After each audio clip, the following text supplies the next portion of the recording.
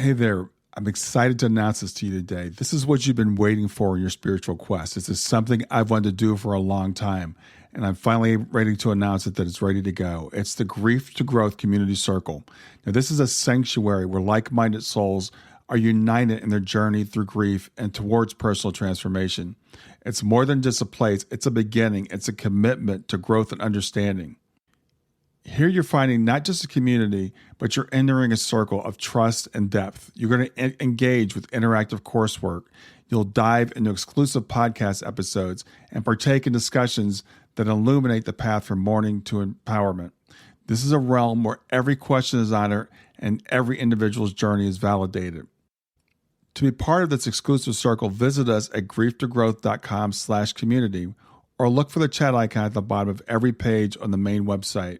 Remember that entry is a privilege because I want to ensure that every member is as dedicated and genuine as you are. You must apply to join, but the journey within is worth every step.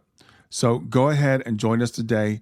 Check it out, grieftogrowth.com/community, and I look forward to seeing you there. Hey, everybody, this is Brian back with another episode of Grief to Growth. And today I've got with me Deborah Martin. She's a world-renowned healer. She's an International Research Lab certified medium with the Windbridge Research Center, and she's also the author of 6 books. Her skills have been meticulously documented by a scientific community, most notably Dr. Gary Schwartz and Dr. Julie Beischel. She's a spiritual coach. She's a survivor of 3 near-death experiences, and she's also a cancer survivor. And after her 3rd NDE, she became a healer, and she developed a healing technique that's not being done anywhere else in the world, where she combines her mediumship and her healing abilities to embrace others with God's love and healing. She's been featured in national media, including 2 A&E documentaries. She's been on radio networks such as Coast to Coast with George Noory and Hay House Radio. Her episode titled Proof of Miracles on Beyond Belief with George Noory aired on the Gaia Network in December of 2022 with great success. She's recently filmed another episode that will be released soon. And her message is that miracles exist and there's always hope, and that nothing is too big or too small to heal. So with that, I want to welcome Deborah to Grief to Growth. I'm so grateful to be here. Thank you so much. Yeah, I'm really excited to have you here too. As we were saying before we start recording, I've known you for a while, known of you for a while. And I'm excited about getting you on the program to talk about you because you have an incredible story and incredible talent. So let's start with your NDEs. You've had 3 NDEs. So tell me about that. You know, you look back at your NDEs and you want to know, well, what did each one of them teach you? What was the opportunity that was there for you? Because when you go through it, you don't look at it as an opportunity. You look at it like, oh my gosh, what did I just go through? So my first NDE was where I was out the same night that Princess Diana had her car accident. And I was out with a group of friends, and it was time, we all watched it on the screen. We all felt that heaviness. I was a single mom of 3 children. Princess Diana the children lost her. And I just had everybody had that strong connection, right? Yeah. So getting into the car that night was a sports car. I wasn't the driver. I was going to be sitting in the back seat. I was like, I'm not supposed to get in this car. I didn't know why I had that feeling. And my friends are like, oh, it's just because you watched the show. And I'm like, no, there's a strong feeling I'm not supposed to get in this car. Well, I did. And we were on the freeway in the slow lane. It was dark. And I immediately knew something was going to hit us. It was like a vision that came across my mind. It's like, this is going to happen. And I said, not now, not yet, not now. I'm a single mom of 3. Like, no, not now. At that same moment when I said not now, a truck from the fast lane, big truck without windows, came and sideswiped us. He flipped off the freeway 3 times, and we took out 40 feet of guardrail and ended up facing traffic. Wow. At that moment, I'm stuck in this little pocket in the back seat of the car. We can't get out. We're crushed. And divine intervention came that day. I didn't know it at the time. It was a gentleman that appeared, opened the door effortlessly, carried each one of us to the embankment. And I remember him saying, you're going to be okay. And I said, no. I was wearing this one ring. It was a metal ring, very, very strong. And I said, I can't get this off. My finger's bleeding and it hurts. Can you help me? He took the ring and he put it in his mouth. I have his teeth marks to this day. And it's a bloody finger now. We wouldn't do that, right? Putting it in his mouth, and he was able to release it. He kissed me on the forehead, went to the left and said, you're going to be fine. I'll see you again. Well, I looked to the right because all the ambulances, we had 5 ambulances, we had fire trucks, everybody coming. I looked to the left and he was gone. No one's ever seen him. That moment, I didn't know what that was. I was like, okay, what just happened? And that kind of led me on my quest of the afterlife. Can this, going to conferences, trying to see and get validation out of it. It kind of opened my door again. As a child, I could see spirit, but I was always afraid. I closed that off. And I think this was the first door that was starting to open that again. So then my second NDE, I was once again in a car, and I came to a stop, kind of like a left turn embankment. You're going to turn into a neighborhood and you're waiting for the traffic to clear so you can cross the street. Just sitting there, no premonition this time. And remember, I didn't even know what a premonition was before, but now I did. This was not given to me. I was just all of a sudden somewhere else looking down at what was going to happen to me. So I had an out-of-body experience. I'm standing there looking down, going, "Ooh, this is not good." And I remember this strong being behind me. Never looked back, but I felt like I knew this being. And it said, "Are you ready?" At that moment, I was like, no, my 3 kids need me, but I'm not going to survive that. I saw a big truck carrying tractor equipment behind it that was going to come and crush me. In a split second, I was now once again in the back seat of the little part of the seat. In the back seat of my car, my seat, the driver's seat, broke. I'm there with a mouthful of glass. My 4-door Honda is now crushed. All windows, everything were broken. Everything that was in the car was in the street. So I have a police officer and another gentleman that come to my window. "Are you okay? Are you okay?" We tried to get this man off the road. He was in a diabetic seizure. He hit me at 65 miles an hour. I was what stopped him. And then the other gentleman, he says, "Are you okay?" And he goes, "No, I don't know what just happened. I should have crushed her. But something took my steering wheel and put me into oncoming traffic so I didn't hit her." When I heard him say those words, that's when I was like, whoa, wait a minute. I saw that. That now led me to, okay, where was I? I heard spirit. I know there's another dimension. I know somebody talked to me. I know it's given a choice. I know I was out of body without feeling any pain before impact. So there's a lot of things I was learning. But now I'm hearing spirit, and I'm hearing very clear. So that's opened the door for me to get tested with Dr. Gary Schwartz and Dr. Julie Beischel. Okay. So that was kind of the blessing out of that one, but it didn't seem it at the time. So my third NDE, that one was also out of body, but this time I was sick and dying. The doctors at Mayo Clinic couldn't find out anything wrong with me. I was down to 90 pounds. The doctors were saying, "Well, are you anorexic?" I'm like, "No, if I eat, I'm in extreme pain." I would lay in my bed in a fetal position in so much pain. If I would just take a sip of water, I'd be like in labor for 24 hours. And so I lost all ability to have bowel movements. So my dignity was starting to be stripped away. It was teaching me how people when it's time to pass, it's not that they don't care about their loved ones here, but they know it's time for them and they know that it's okay. So I can remember begging God, just take me. I'm in a lot of pain. I'm not serving anyone good in my family. They're just all worried about me. So I remember spiritual surgeons coming into my room. And because I was a medium now and doing readings, that didn't scare me seeing them. And I remember them, they wore the whole surgical outfits. I remember them cutting open my abdomen, and it was extremely painful.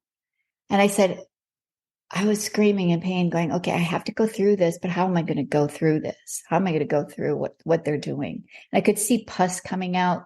It was like they were extracting it through a thin straw. So it was like, pulling.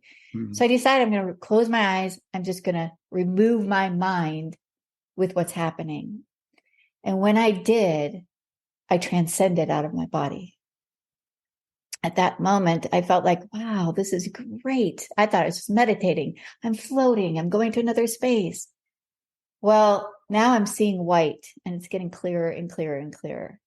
And now I'm standing in this white light, and I'm just kind of looking around like, I'm the only one here. Now what? Where am I? And I can remember this being coming towards me, a bright light, very clear. You could see through. And I remember the arms coming like this and started holding me. And now I'm seeing my body being held. So now I'm standing there. What I now look back at as my soul is watching. And I remember my body, my hair hanging down. I'm like, ooh, I'm really sick. I'm being carried. So I call this my God was there to carry me. And he placed me, I followed him. He placed me on a beam of light. He placed me on this beam of light. There was also a coffin next to it. It was a beautiful glass coffin. And I thought, oh, am I going to get a choice? Can I at least sit in that glass coffin? It looks really, really pretty. And I'm like, I don't think that's a good idea, Deborah. Let's just carry on. So God led me to this space. He said, follow me. And we went into what looked like a white dome. I said, well, why do we have to go in there? It's interesting. I'm questioning everything as I go along. I said, because what I'm going to share with you, only you can hear, no one else in the universe. So it's like I was sitting down at a table and God stands behind me looking over, and I see a lifespan contract. And it's my contract. And he's like, you were on borrowed time, but we can reverse this. You can go back. And I'm like, well, I don't want to go back. I'm happy. I'm filled with love. I'm pain free. Why would I want to go back? It's like, well, you need to go back. And I said, well, can I first see my parents? No, Deborah, if you see your parents, you'll never go back. So I read the contract, and there was a lot of words. One was healthy and one was voice. Health didn't have the LY there. And I'm like, well, health means nothing unless it says healthy. So I'm kind of bartering, like I needed to say directly if I'm going to go back, I want to be healthy. So then I saw voice. Well, I was like, oh, that's easy. I'm just using my mediumship. That's my voice. Well, I was downloaded with much more than that. I was downloaded with the gift of healing. And I was told I would have a new mission and not to forget this date, 1/21/12. All numbers are reversible, and so is this here today. But God also signed that contract. So I remember him saying, now you need to go back. And so when I went back, I can remember going back into my body, almost like you're going like an air mattress, like it fills back up. But I remember almost like you're being held underwater and you go, like that. And I'm like, oh, I just took my first breath. Am I the same person? What just happened? And you're kind of questioning what was that real? Was that just a vision? What really happened? So I started writing it all because I didn't want to forget it. I won't forget it because it was deep. It hit deeply into the core of who I am. And I started doing healings, and I started seeing miracles. Now it took time for me to heal. It wasn't like I just came back and I was healed right away, which showed me that healing can be a process. And I had to stand in this knowing that I would be healthy, and that why did I not ever find out what was wrong with me? Why did I not know the title? Why couldn't doctors find this out? And this is important for the viewers to know, because a lot of people want to know, I want the diagnosis so I can fix it. What happens is I was told when I went to prayer, we didn't want you to be labeled with it. Once you receive a diagnosis, all of a sudden you own it and it becomes part of you. It was me. It was a part of me. Without that attachment, it's so much easier just to heal, because we don't just say, oh, that I had that, or I still have that, or it could come back. So it was a powerful moment. But I started doing healing, and I learned This kind of makes me weep every time. I use my mediumship in my healing, right? And so I'll see loved ones come in the room. I'll see spiritual surgeons come in the room. I'll see God come into the room. I'll see angels come into the room. I'll voice words from loved ones that are there for their love, connecting with the person that's healing. But what's most importantly is spirit uses my voice. I will know things that there's no way I would know about you. I won't know anything about you. And it might be something that you were dealing with at the age of 7 that you totally forgot and you pushed deep down. God brings that forth and you're like, I forgot about that. Mm-hmm. And so it's so profound that they could not be my words. Kind of like when you do your mediumship, right? You're allowing the words to come through and they mean nothing to you. And then you deliver them and they mean so much more. Mm-hmm. But this goes on such a deep level because now we're healing physically, our body, we're healing emotionally, and we're doing spiritually. And there'll be times where we go on a spiritual journey where they actually feel like they're having an out-of-body experience, or they're just having the vision give to them for them to visualize in their mind. But I've taken people on spiritual journeys now to have their own connection. People have felt the embrace of their loved one. People have smelled them. They felt their body like wrap their arms around them. They've heard words from them. They're having the one-on-one connection, and I get to witness it and speak it. And it's healing. It's beyond healing because it goes deep within, but now you're healing to that have lost that connection, right? And so the mediumship just goes on a whole nother level now, where I allow the voice of spirit to take over in all areas, emotionally, physically, and spiritually. Stay with us. We'll be right back. Hey there, something I want to tell you about today. My podcast platform, Buzzsprout, has recently made it easier for me to allow you to support me financially. Go to www.grieftogrowth.com/subscribe. That's grief2growth.com/subscribe. And once you're there, you can sign up to support me financially. Now, you can do it for as little as $3 a month, or of course, as much as you'd like. If you do that, you'll get access to bonus episodes, and you'll see those in the regular feed. They'll have a lock on them. But when you become a subscriber, you'll actually get access to your own private feed, and you'll be able to listen to the regular podcast along with the bonus podcast for the subscribers. I want to thank you for listening. I want to thank you for sharing the podcast. And I want to thank those of you who support me financially. Have a great day, and on to the episode.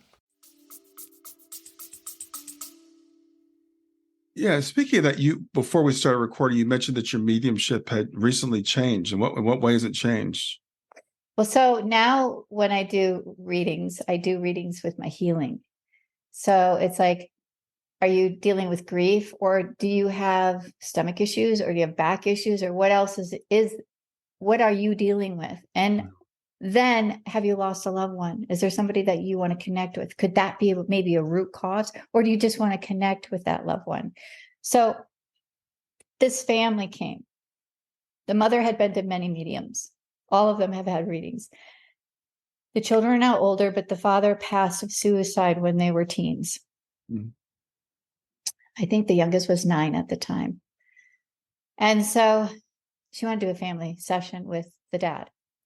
So I will connect with the dad for about 45 minutes before the session. I will get a bunch of information, right? I will relay that information before the session, go into the healing. Now we're going to heal individually. That father, we went on a spiritual journey. He lined his entire family up. He spoke directly to each individual, verbatim, what they were doing in their life, what he had to say to them, maybe what they were holding on since they were a child, since he passed. But when it came time to talk to mom comes up front and center. They're talking face to face like this. Kids are all in a row. And he speaks to her and says all these words. I couldn't even repeat them, but she emails back and says, I'm astounded. Every word he spoke was verbatim what he wrote in his suicide letter to me. I mean, when it just flows like that, it's not like me, but they all healed. They healed on a physical level. One was suicidal. One of the boys was suicidal, and she didn't know that he was even going to survive. 2 weeks later, he's thriving with work because his father says, I believe in you. I know you have this ability. You're strong. And, you're as smart as I am. So allow me to help you. I'm going to work through you. 3 weeks later, he's engaged, and now they're pregnant. Oh, wow. His life totally turned. And so it's this, we have a stigma, the society of religion right now. Like, what do you believe? And is one religion better than another religion? And I'm like, if religion works for you, I think that's really great. I think that they're all schools. That's how I look at it. They're all schools. But I think right now, it's like a knowingness that we need to connect with. It's a power. It's an infinite love. And I think if we don't have judgments, don't have expectations or what we have to do in order to believe, in order to receive, and just be and know that we can connect and have that relationship no matter what. Mm-hmm. I think that's what it's all about. And I think that's the same when we use our mediumship to help others. It's opening that door of awakening them to know that there's more than just what exists in front of us. Yeah. I want to talk to you, Deborah, about mediumship in general. I have some skeptics, let's be kind and call them skeptics, who follow my channel. And I have people that say to me, mediumship is all fake. It's all, they look you up. I've got a guy now telling me just exactly how they do it. You Google the person, you look at their obituary, et cetera. I know you've been tested by Dr. Gary Schwartz and by Dr. Julie Beischel.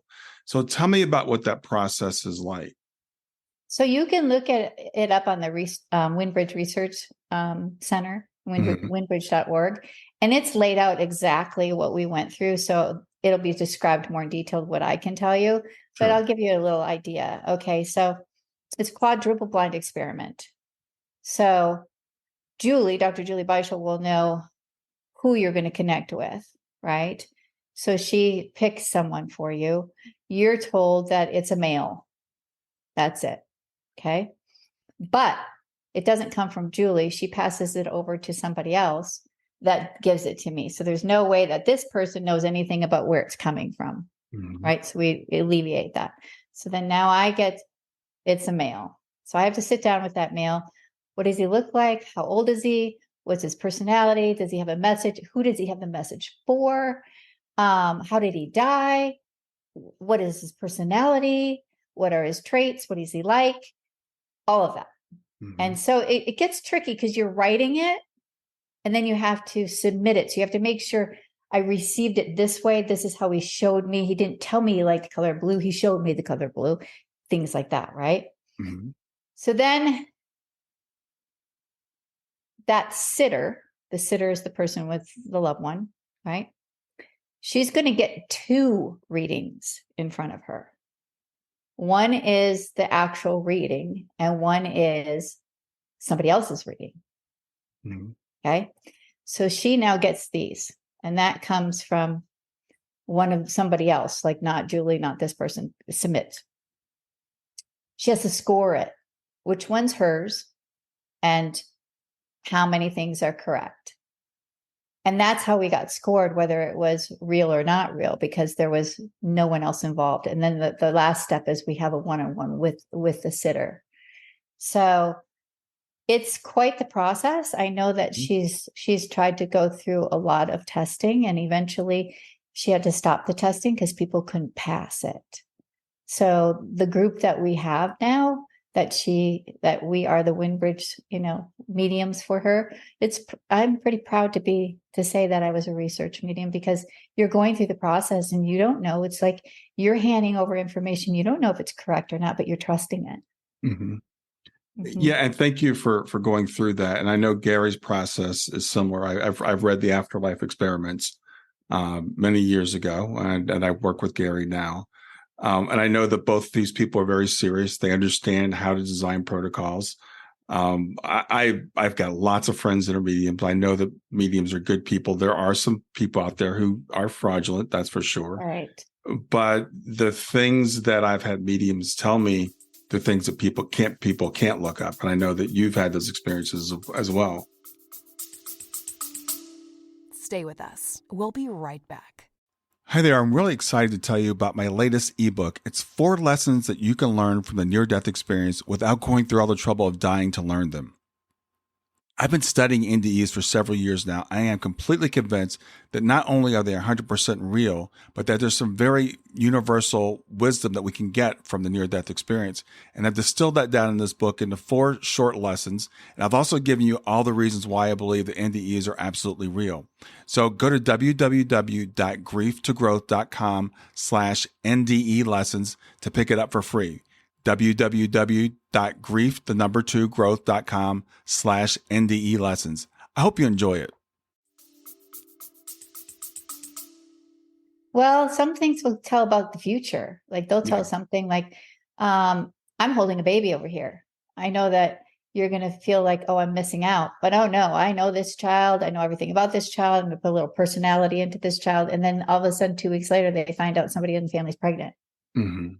And so it's fascinating because us mediums, when we deliver the message, we don't know nothing. We just give it. Right. And then when we're finished giving it, we're like, okay, are they going to validate anything? Are they going to come back and tell us anything? And that's what tells us like, okay, we were correct. Mm-hmm. I did a murder. I don't know if you know that I did a murder that went international. I wasn't aware of that. Yeah. So it went in the Psychic News magazine. It was the cover. And so what happened is the news wanted to come in and do a live recording, and they wanted to bring the person in so I would know nothing about them. So that person wanted to connect with her deceased aunt. And so she came with her nephew and the mother, the sister of the person that was deceased. And as we were sitting there, she starts telling her, like, you had such a difficult morning. You just got your bangs cut. You're so worried about today. You were just so fussy about like, oh my gosh, I'm going to look good for TV. And she's like, yeah, I did do that. So she kind of set the tone where she knew like, okay, I know I'm connecting with her aunt. Mm-hmm. Once I got that, all of a sudden, kid you not, it was like this huge movie just went right across my face. And I had to take a deep breath and I go, oh my gosh, I got to deliver some news that's going to be really, really hard to say. So I had to say it delicately and say, okay, I want you to know she's okay. But I don't know if you're aware, but your aunt was murdered. And so she showed how she was murdered, why she was murdered, who murdered her, descriptions, names, that she's in a photo with him wearing a blue shirt, that it was for the property to sign over her property to these two men, but she didn't want to, so they strangled her and they took over the property. So that woman knew that this was her aunt, went back to Peru, had the body exhumed because she was told she died of stomach cancer and a heart attack. And the coroner said this is impossible, that this is a body that's been in the grave for 3 months. All her organs were fresh. They were able to re-rule and say she didn't have stomach cancer. She didn't die of a heart attack. She died of asphyxiation. Wow. So then they handed over to the investigators and they were able to see the signatures were forged on her property and the name that I gave. They were able to find him and he admitted to the crime and was serving 30 years in the prison. Oh, wow. I knew nothing. She knew nothing. I couldn't read her mind. Right. Where did that information come from? Right. And I know, I know mediums, and it's interesting. The police will contact mediums that I know, and they don't publicize this, but they do contact mediums, and sometimes they find people alive, they find people not alive. I was in a situation once, I shouldn't say the names probably, but I was at the Helping Parents Heal conference, and there were a couple of mediums doing a demo, and someone asked about their loved one, And I watched both mediums independently getting information about this person that was missing, and knew where they kind of like what location they were in, what the environment was like. It's fascinating. It is fascinating. I've done a couple of those. In fact, I don't like watching the news because it'll be like, I know where she's at. So I remember reaching out to the police in San Diego. This girl went missing. And I told him where she was. He goes, and I told her that she had a missing shoe and that was found. And like, that we haven't put that in public yet. How did you know that? Mm-hmm. I said, I'm just giving you the information. No, then they think you're connected to it. Right. Right. Yeah, that can and be so you have to be careful with that. So, but what I always say is spirit has a voice, so people better be careful. Right. They do. Yeah. Yeah. It's interesting because I wonder sometimes as we progress and start to realize that this is true, if, people can testify through their own murder trials, once we start to realize that mediums really have a connection. They have been. I think in another country, they use them in court. Yeah, they do. Because if the evidence is if the medium got so much evidence, why not? Look at what happened here in Peru. Mm-hmm. They had said, would I come to Peru? And because they were going to do a movie, I guess they're doing a movie on it. I said, I'll send my book with the story of it, but I'm not coming to Peru. Yeah. Mm-hmm. So tell me about your healing sessions, because I know they're different than people might have experienced before. What are your healing sessions like? Okay, so if somebody contacts me for a healing, I do group healings and I do private healings. What's nice about the group is I do people all over the world and we all gather as one, right? And then I've seen, how do you want to say, when more than one people gather, that energy just raises. And it's remarkable to hear and to witness how many people will come with, I got a kidney issue, I got a knee issue. I'm like, okay, this group is formed.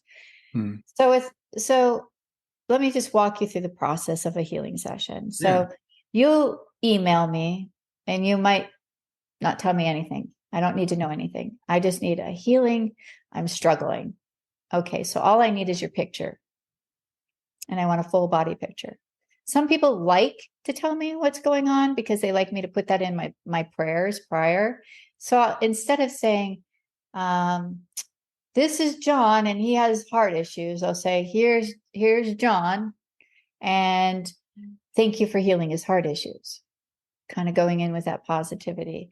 So then, because I've seen spiritual surgeons before, I will see that once I take their picture in my healing room and I let it sit there for hours, when I come back, I can see the spiritual surgeons have set up the room. And then I go into prayer. And then I go into the session. When I go into the session, I will lay down on a healing table. I place your picture on my abdomen where I can become your proxy. At that moment, I'm now connected. And I can feel the energy. Sometimes I can see the energy in the room, but my stomach will start going up and down.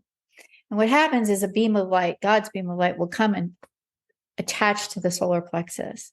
And now my stomach's breathing and I'm connecting to that oneness, that same frequency and energy, and that's flowing through me. That energy of healing, light, and love is coming through me, but it's also taking out of the body through that beam into the universe what that body doesn't need anymore. So we've healed cancer, we've healed emotional, mental illness, we've healed everything, and anything can be healed, even as simple as a toothache. And so during the healing, I might see spiritual surgeons start working, and when they start working, sometimes I have to feel the pain. I'm like, they're in the gallbladder, or they're in the groin. I'll feel it. But when I feel it, people feel so bad because they hear me, because this isn't live. This is all, you're in your sacred space. I'm in my sacred space. I'm recording it and you will get the recording after. And so when they hear it, they're like, I'm so sorry you went through so much pain for me. And I said, no, that's a gift, because if I feel it, I know that they're actually working there. But you have to have such a trust what you're saying, because I'm saying, you have kidney issues and you're wearing a bag on your left side. I know nothing, and I'm going to send that across the world. And they're going to go, how'd you know I had a kidney bag? Right? How'd you know that I had these issues? And it's not me. It's the voice coming through me. So I give the credit all to what I say is God. People say divine source, absolute one. All to me it means love. Mm-hmm. And so we're putting love into action and we're healing. And so if we go on a spiritual journey to God has words for you, you're going to meet a loved one there. I've had children come meet their parents there. When you do, it's like, okay, the vision comes to me as if that same movie. I'm seeing it in my mind and I'm explaining, okay, here we go. This is what we're going to do. And I walk you through the process and I'm there to witness and see it all. And it's beautiful. It's beyond beautiful. I've been able to go to spaces that you don't see here on earth.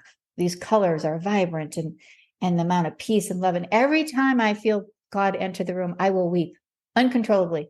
I can't even help it. It's like, sorry, crying. But it's just beautiful because they're being held in this God's love and light and healing. So then when the session's all over, we just kind of all just breathe, might come back into your body. And we give gratitude for what took place.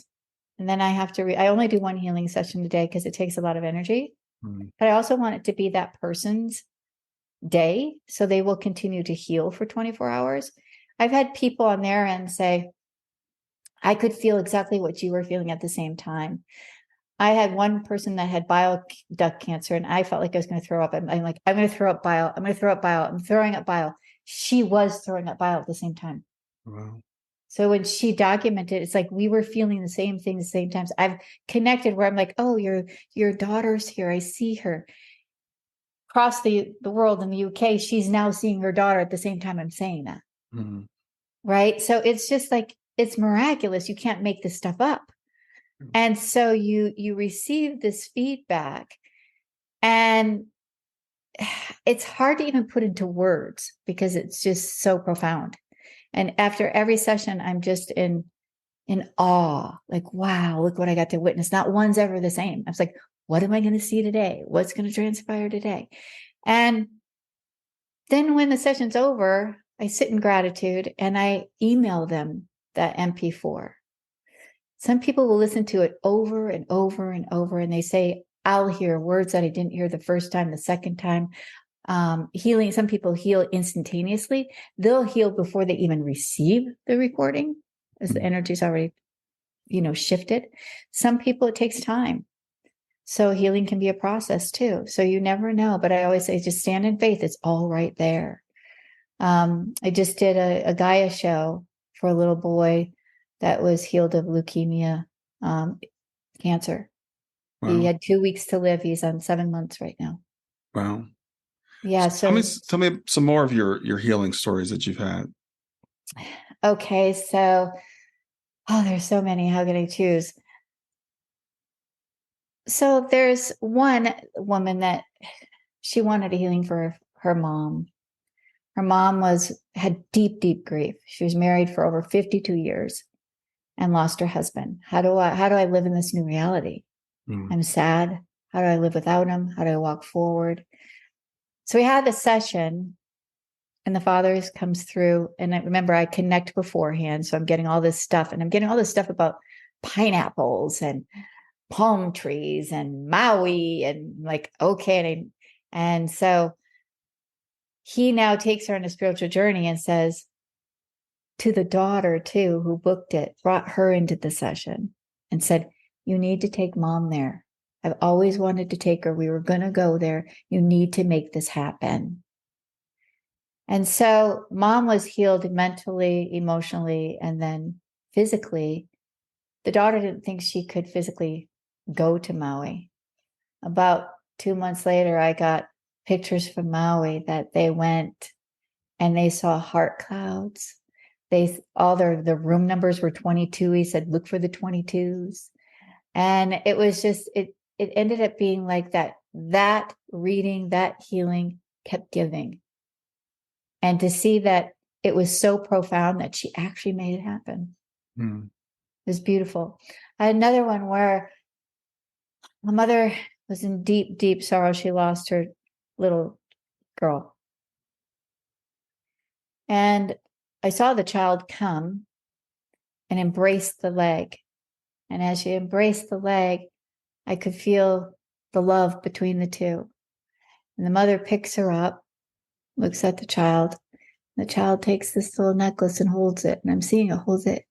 Says, thank you for wearing this. And I described it as being a silver heart. And the mother emailed back and said that meant so much to me because I have her ashes in that silver heart necklace. And so I did one healing for a person in Shanghai, China. She had terrible back pain. She had toothaches. And I can remember the back pain being pretty serious. And before she got the MP3, all symptoms were gone. All the way to China. Think about that. So that was really cool. I've had people that are addicted. One person said, can I do a healing for someone that doesn't know? How do you feel about that? Well, to me, it's like saying a prayer. If your intentions are out of love, then this is okay. So the mother was addicted to alcohol and being abusive. She's not happy. Now the whole family, it's like ruining. It's not their mother anymore, right? So she did a healing for her and her mother stopped drinking. And she's like, not only did we get our mother back, you healed her from so much pain that was deep within. And it was like God said, you're not going to have the taste or the acquire for alcohol. When you taste it, it's not going to taste good anymore. And that's what happened. It just switched. Wow. So we go to mental illness. I had one. This is a really good story. You'll like this one, Brian. Okay, so this is where you can't make stuff up because I'm even laughing at this one. So I'm taking this person on a spiritual journey, and I know she's right here, and I see this umbrella, and I'm like, okay, I feel like Mary Poppins right now, and I'm laughing because God can have a sense of humor. It's like, okay, so here we go, up, up, up, like Mary Poppins. And we go, and she was struggling for mental illness. She had struggled for 20 years. She's had 3 suicide attempts. She's been in and out of mental hospitals for 10 years. And when she received the recording, she said that before she even listened to it, it was like the light switch went on. She could only see dark. And now she was seeing the sun. Now she was seeing like so many beautiful things around her that she didn't see before. She felt like this weight that she'd been carrying was just lifted. And she was like, is this real? Like, why? How am I? I'm feeling it. I'm actually feeling emotions again. Well, then she listened to it. And I now get the email. Well, Deborah, you know, the Mary Poppins thing. I'm like, She goes, well, I used to live in the UK, in London, I think it was. And I learned English by watching Mary Poppins. All my friends call me Mary Poppins. And my mother says I pack my bags like Mary Poppins. Who would have known? Yeah. Yeah. So sometimes it's like, you just have to go with whatever you see, even the Mary Poppins. You have no idea. And it could be just like in mediumship, right? You don't know. It could be the craziest thing, but it ends up being the biggest thing. And I couldn't look that up on an internet. Yeah, you know, that's the thing. I almost laugh at some of these people because I got one particular troll right now because I just put out an interview with Stacy Lynn Cripps a few days ago, and he's like, "Don't you know how they do this? They look everything up on the internet." And I'm like, no one can look up the type of perfume my daughter has on her dresser in her room, or the books in her bookshelf, or the color of her bedspread. And I've had mediums who can give me very details about my house that they've never been to. Evidential, very Yes. evidential. And it's like, we don't have the time. Sorry, we don't have the time to sit and try to Google everything, nor do we want to, because then that takes the credit away from us. Yeah. Yeah. Right. And sometimes it does seem so real that it's like, well, how would they know? So they're just trying to make a reason out of it. Yeah. And what is a miracle? And those are miracles that are coming to you, the words. What is a miracle? Something that's not explained. Well, and it's very interesting, like I said, because they'll give you these very simplistic things like, well, of course you knew that, she had red balloons at her life, service, because it was mentioned in the obituary. And there are some things that people can look up, of course, but I had a medium friend of mine, and she was telling me, your wife had a rainbow birthday cake recently. And I was like, I didn't even know myself. So she wasn't reading my mind. And I asked my wife that, when she got home, she said, yeah, yesterday at work, somebody brought in a rainbow birthday cake. It's not something that anybody can look up. And that's what's beautiful, is what you didn't even know. Right. Right. And so I always say to people, I'm not here to make you believe. This isn't my job. Right. So either you're going to accept the words that come through, and sometimes people are not ready for it. Have you noticed that? They're just not ready for the information. It's too much. Mm-hmm. Then they have to say, oh, no, you just looked it up, because it's too much to embrace. I have had people, it was interesting. Someone, I referred to a medium friend of mine, and they went to this person and they came back and they said, she must be fake. I said, why? And they said, because she got everything right. So she must have looked it up. And I'm like, it's a self-defeating thing, because as you said, they're not willing to accept the fact that it's real. And you're right. We can't make people believe. What I do want to do is, for people that do see mediums, I don't want anyone else to take away their hope, because they'll be told, oh, you're just being played because this person looked up everything on you. And so I like when you share stories of things that you can't look up. And I love the fact that you've been certified by not one, but two, very well-known certification programs that I'm familiar with. I've read Julie's book, so I'm somewhat familiar with that. And as I said, Gary Schwartz I've worked with, and I know some of the other mediums that he's worked with. And I know these protocols. So it eliminates, cold readings. It eliminates hot readings. You're not reading the person's body language because you're not even seeing them. You don't, and even the researcher doesn't know who the target is. Yeah. And there's just no way to debunk it. You can't. And I just find it all fascinating. And I hope that people just look at like this. Our two worlds are blended. We're here. And it feels so much better to be in this space than without it. Mm-hmm. Right. And to have that connection, to know they're with you.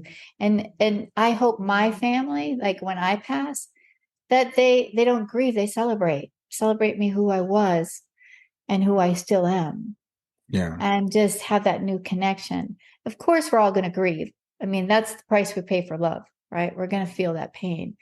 But if we can have this new, expand our awareness, expand our heart, and accept it. And I'm not saying you have to just believe it. You don't have to. But when it hits you to the core, where it's like, oh my gosh, you were so right, it shifts you. You have to sit back and go, whoa. And that's a powerful moment. Yeah. Well, speaking of healing, so do you ever get like someone that's just like, it's not time for them to be healed, or something like that? There's been times where it's like, I remember working on this gentleman for a while, and we had such great success. And then all of a sudden he passes. And I'm like, what the heck? And so I kind of had my hands slapped, because like, it's not up to you. Mm-hmm. So I have to go into every session, removing my humanness and allowing God to orchestrate, because I don't know what each person's going to get. One person came to me that was dying. There was no way of turning the corner. So I was like, well, how can we, what can I do? Don't turn her away. Okay. What am I going to do? What am I going to get? So with her father came through and said, don't be afraid. He wore a suit. He showed up in a suit. Like, I'm going to be there. I'm going to walk with you. You don't have to be afraid in those last moments. And do you know, her husband contacted me and said, right before she passed, he looked at her and said, my dad's here. I'm now ready. Wow. It gave her peace in passing. Mm-hmm. So we never know what each person's going to do. And it may not be the miracle that we think it is. It might be something else. Like I did one for Brenda, which is Suzanne Giesman's friend who she connects with still. Yeah. And she's in my book. And she actually brought me to Brenda. And Brenda was supposed to pass, but we both felt in her healing like she's healed. Brenda's like, should I just stop my funeral arrangements? Should I just stop this? And I'm like, I think it's good to have everything in place anyway. Mm-hmm. And she was the one that was throwing up bile at that same time. Oh, okay. And it was just so real to her. But she said to me, Deborah, you healed such childhood pain within me that it was so much greater than healing my actual cancer. But I think it's all healed. And I was like, wow, that's a huge statement. Well, she ended up passing, but she had 2 weeks of feeling completely healthy. She got to be with her friends. She got to celebrate. People got to see her as a healthy Brenda. And when she passed, she said that she was able to heal all the baggage before she passed. Who would have known that? So there's just so much more than what I humanly can understand with the healings, because each one's different. But when we open ourselves up to everything and all, it's just miraculous what can come through. Yeah, thank you for sharing that. I was hoping you were going to talk about. I know Brenda. I met her a couple of times at a couple of Suzanne's events because she and Linda used to follow Suzanne around, and I would see her different things. Incredible, incredible woman. I know that she felt like she was healed spiritually. And, I think we have to keep in mind healing of the physical body is great, but we're all going to pass at some point. And that's not a defeat. That's not a loss. That's the plan. So sometimes physical healing is in the cards for us, and sometimes it's not. I like that you say that, because if I could heal everyone, wow. Right. So there's really no guarantee that you'll be healed the way you want, but you will be healed and touched in the way that you're supposed to be. Yeah. And just coming in with, here's what I have. Let it go, let God take over, and no expectations, and see what all comes. It's just beautiful. You're opening yourself up to even more, to receive more than what you expected. And I think it's right. We're all getting older. Our bodies are going to go through things, and sometimes we have to go through it. When I got cancer, Brian, I was like, what? I'm a healer. Like, how am I going to tell other people that I have cancer? And do I tell other people? Do I just not tell people? Well, I started writing it, and I was told by Suzanne Wilson, you've got a lot of tools that you're learning on the way. And so I decided I'd write it before I knew my ending, right? And I used to call it my beast. Okay, beast, you're inside me. And I remember I would go and meditate, and I would, we think, fight that cancer. We're going to fight it. We're going to beat this. And that's okay. Some people feel that that's the way they have to walk through it. But I decided to embrace it. So I decided to send love to the cancer. And I started to love that area, sending love to it. Like, you've been a magnificent body. You've been wonderful for me. And what do you want to teach me? What are you here to teach me? And so I learned so much more compassion when dealing with people that have cancer, that if I never had cancer, I would not be walking the walk with them. So I found the beauty in my beast in the end. Yeah. And some of our greatest hardships can be our greatest blessings. So I embraced it rather than fight it. And I feel sometimes when we fight things, have you ever felt like you're frustrated with your body? Like, I wanted to jog today and my knee hurts. Frustrated because I wanted to do that. Well, frustration causes resistance, and resistance doesn't allow it to heal. But when you sit there and you put your hand on, say, you're a wonderful knee. You've done so much for me. I love you. And it's like a child that's 6. You're embracing it with love. You're nurturing it. It heals, and you're opening yourself up instead of resisting what's there for you. And then you cause blockages when you have that resistance and frustration. Not saying you can't have frustration, because frustration is an emotion that we all have to go through and walk through. But once you recognize it, you can decide what you want to do with it. Yeah, I love what you said about that. Getting curious about this. What is you here to teach me? And I've heard people that have had cancer, which is one of the worst diagnoses most of us can imagine, say it's the best thing that ever happened to me, which sounds strange to us, maybe who haven't had it, but they learned something about themselves. They learned something about their body. They learned appreciation. It taught them to slow down. It taught them what was important. It might have refocused their life. They may have make changes after that they wouldn't have made before. So there can be a lesson in any of these things, including something that we may not have chosen as a human being. Yeah, it made me stop. My whole world stopped, right? And at that moment, what mattered, right? What was really what matters? Those that you love, those that surround you, give love, receive love, and just be present. And having to, because you have no choice, you have to be present. How was I going to choose to what am I going to bring in my life that where I am just being? Mm-hmm. And I chose to bring joy. And I think when you choose to bring joy and love into your life, it raises that vibration. I mean, think about it. If you're home and you're lonely and you're not being talked to for weeks upon weeks, and then all of a sudden friends come over with little kids and they're jumping around and they're making you laugh, all of a sudden they leave and you're like, wow, that was a good night. Because you raise the vibration filled with joy. Mm-hmm. So what can you do to bring joy? Is it just watching the birds and seeing like those that brings me joy? Is it turning on music? Is it watching a funny movie? Is it saying, oh my gosh, I can throw in a load of laundry because 2 weeks ago there's no way I could even walk to the laundry machine? Yeah. There's this, it doesn't have to be hard. It can be simple. Yeah. Tell me about your Army for Love global gatherings. Yes. Okay, so Army for Love was given to me when I was going through cancer, when I was under the radiation, getting radiation. It was like build your army and build it of love. So when I was going through cancer, it's like those that are around me are my army of support.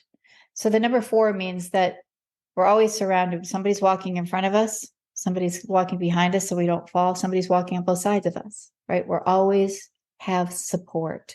So my Army for Love, I do a monthly Zoom on Tuesdays.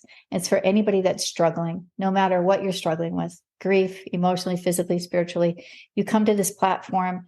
It's with no judgments. We put love into action. We're there to listen. We're there to help. Some of us will have that experience that can help another. People gather from around the world. Some people just come to listen because they want to hear the message. But at the end of every session, group, meeting, gathering, I do a mini healing. And those healings, they're just like Spirit talks through to me for the group and they're all closing their eyes. This one that happened was for a mother that was going through a lot of pain with her child being sick. And God took us all to the ledge of a mountain. He said, how do you feel? How do you all feel? Are you scared? Would you jump? Are you nervous? Do you not like heights? Do you like heights? How do you feel at this moment? Each of you are going to feel different. And I'm going to ask you to step off that ledge. Can you do it? So we all step off the ledge and we're just floating. And he's like, see, I never let you fall. And he goes, but the biggest thing is you took the leap of faith. We're all done. The mom raises her hand. She says, I have to share something with you. And she's bawling. And she says, only God would have known this. But I only told my husband. I didn't tell anyone else. And I said to God, if you take my son, I'm going to go to the top of the mountain. I'm going to jump. And she says, he told me I already took my leap of faith. I don't have to jump. Oh. And so it was so healing. And so we never know what's going to come through, but they're little pieces of love and nuggets and just welcome anybody to show up, because it is just love in action and no judgments. We don't talk about politics ever. And it's just, how are you feeling today? What is the message of the day? Wow. So how can people join that? They can go to my website at goldenmiracles.com. And if they go to Army for Love, there'll be a Zoom link for them to join. It's on the first Tuesday of every month at 3:00 Arizona time. Okay. Nice. Yeah, thank you. And if people want to reach out to you to get a reading or get a healing, are you taking people for that now? Yes. There is a long wait, but if it's, we try to fit people in. if they have an emergency, and if we get an opening, we keep a list of that. But that's at goldenmiracles.com too, through the website. Okay. The contact. And so how long is your wait right now? It's September. Okay. So it's not too far. It's not too far. Yeah. It's like 2 months. That's not bad. It's not bad. Yeah. Well, it's been really great talking to you and learning more about, what you do and how you help people. And hopefully this will bring some people some hope and some peace. And I know one of the things I wanted to talk to you about was maybe a final question is, how do people find hope? How do they keep their faith when they're going through difficult times? That's a really good question, because I always say, never lose hope. Now, when somebody's already lost hope, how did they gain that back? Right? Because they may have been through the deepest pain they've ever been through. And like, God's not with me. I don't feel God. How do I open that up? First of all, I would say you have to love yourself. Right? Give yourself love, hug yourself, look inside the mirror. Have you ever looked in the mirror and looked at your eyes and said, I love you? I love you. And I think once you start loving yourself, then all of a sudden that love can now embrace you, and it raises that hope. You'll start to see that hope again. Without that, you're just so heavy, you can't get through the trenches. And so we have to start doing self-love first. But hope is always there for you. It has never left you. That's one thing I want you to know. Hope is never, ever gone. It's just you can't see it or feel it. Thank you. Thank you so much for being here. Thanks for sharing that. And I want to remind people your website is goldenmiracles.com, so people can find Deborah there. And I know you've written 6 books. So tell me about your books also. Yeah, Proof of Miracles is one of my books that will show people the different types of miracles. Yeah. And I've had people read them and say, oh my gosh, I could actually feel the vibration in those words. I could actually feel connected. And it helps them walk through whatever process. They might resonate with one chapter versus another. You don't have to read it from cover to cover. And then Doctor's Faith and Courage, that was my journey through cancer. And I wrote a lot about what did cancer teach me, but how can you use the tools that I use? I wrote my prayers, I wrote the tools, and so that you could use them on your journey as well. Awesome. Awesome. Well, Deborah, again, thanks for being here. Enjoy the rest of your day. It's been such a pleasure. Thank you so much. All right. Have a good day.